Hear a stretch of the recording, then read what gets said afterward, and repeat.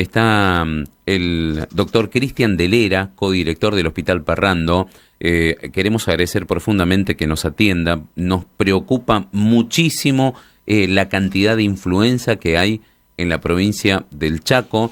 Y la pregunta que le hago, esto tiene que ver con que la gente no se está vacunando, es algo viral estacional. A ver qué nos puede contar él. Doctor Delera, ¿cómo le va? Gustavo Parodi y Marcelo Insaurralde los saludamos para X5. Hola, buenos días, ¿cómo están ustedes? Gracias por el llamado. Pero muy bien, doctor. ¿Es una sensación mía o hay muchos casos de influenza en la provincia? Sí, en las últimas 2 semanas ha habido un aumento exponencial, ¿no? Es lo que se denomina un pico de influenza, que las variantes es una variación estacional.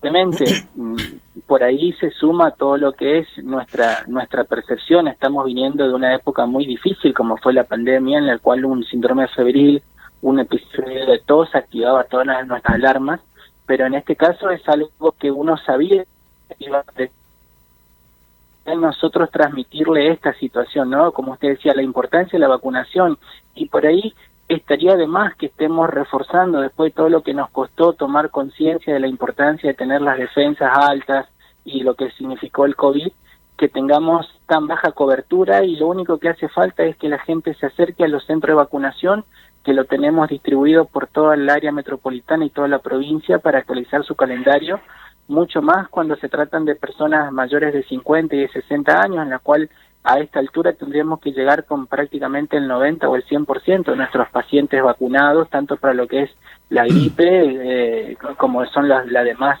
vacunas del calendario de vacunación. Pero doctor, sí, efectivamente es un aumento, y lo estamos viviendo y lo estamos viendo en lo que es la saturación de nuestra guardia de emergencia.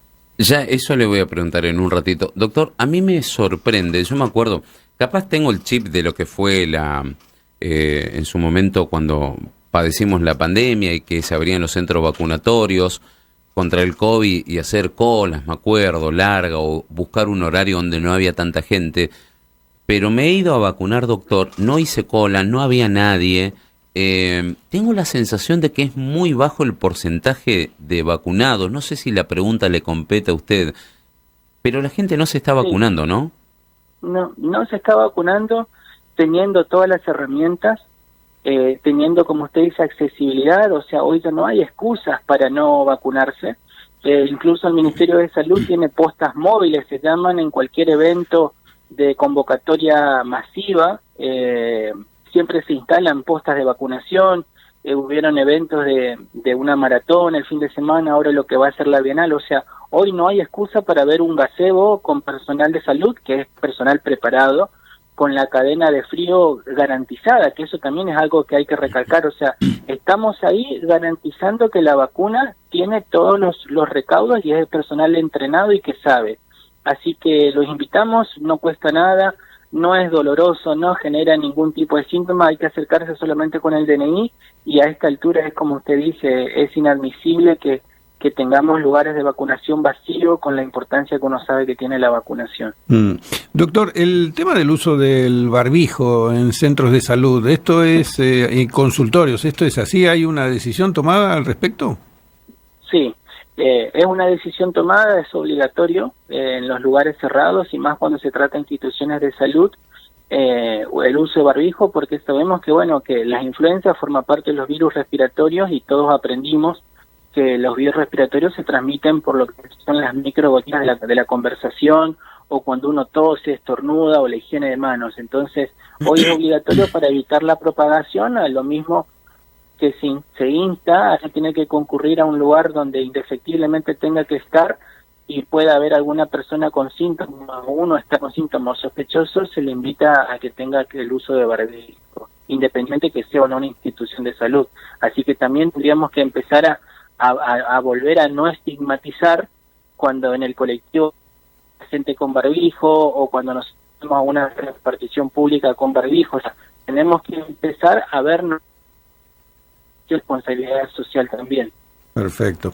Volviendo al tema de la vacunación, porque veo que muchas veces se ha planteado con otro tipo de vacunas el hecho de que, por ejemplo, se dijo que en el caso de la vacuna contra el dengue, que muchos estaban pidiendo cuando se produjeron los picos en todo el país, que no era conveniente por el proceso, el tiempo de inmunización que se requiere y que ya estábamos en el medio de la explosión de casos.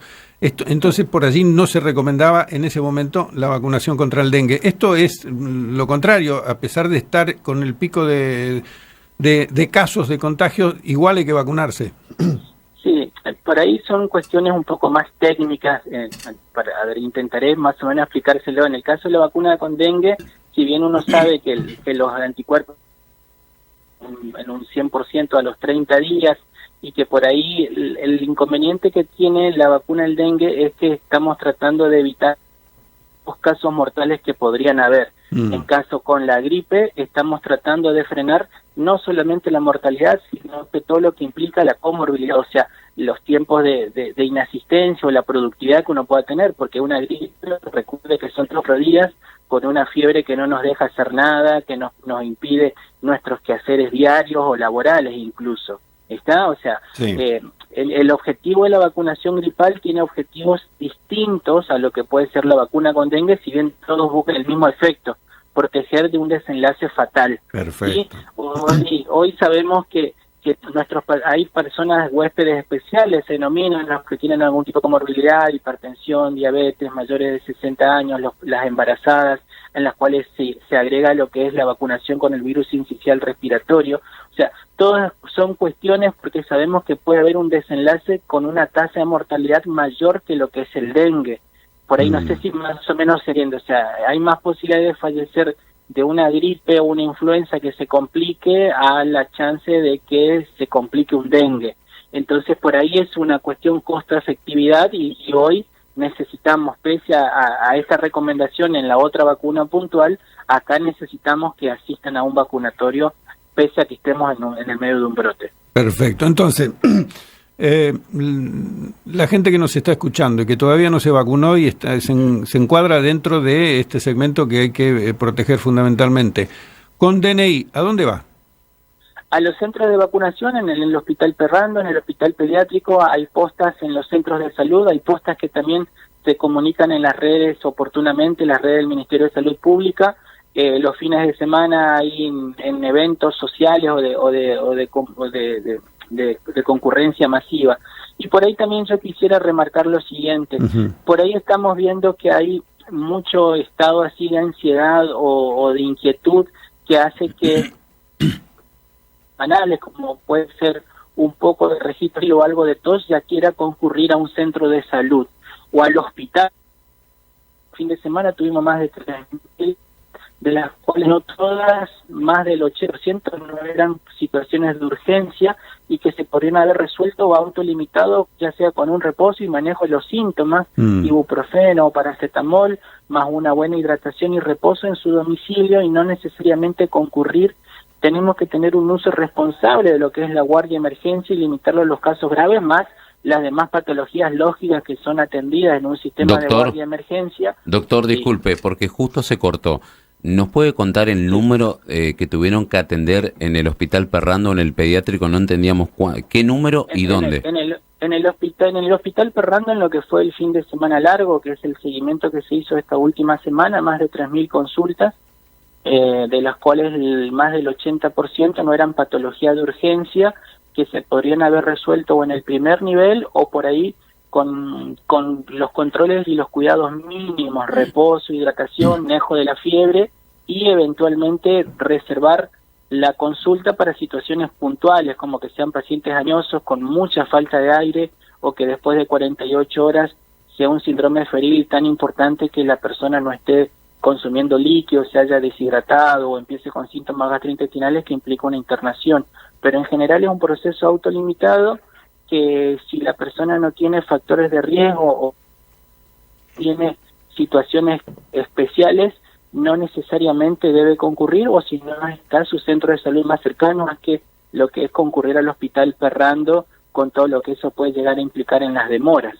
Siempre uno va a tener un centro de salud, uno siempre va a tener un centro de salud cercano, que para esta situación es importante.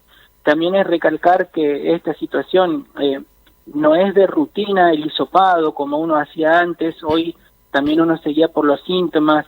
hay medicación, por ahí la gente también sabe que volvimos a usar el oseltamivir, pero que no todos los síntomas son para ese tratamiento y no estamos pretendiendo que vengan al hospital a buscar el oseltamivir porque queda reservado para un tipo especial de pacientes. Entonces también apelamos a ustedes, ¿no?, que nos ayuden a transmitir esta información, sabiendo de que es una patología estacional. El pico era lógico que aparezca en estos momentos, que la mayoría son procesos limitados con 48, 70 horas de fiebre, que si no aparece ningún signo de alarma o no es una persona de riesgo, se limita con las medidas generales. Muy bien, doctor. Doctor, muchas gracias por brindarnos su tiempo. Le mandamos un abrazo enorme. Gracias. Gracias a ustedes. Hasta luego. Es el doctor Cristian Delera, codirector del Hospital Parrando. Y bueno, tenemos que concientizarnos. Hay, así como está el resabio o lo reciclado del COVID, ¿qué nos preocupaba? Teníamos tos, una tos con catarro, principio de neumonía, me voy a morir, porque esa era.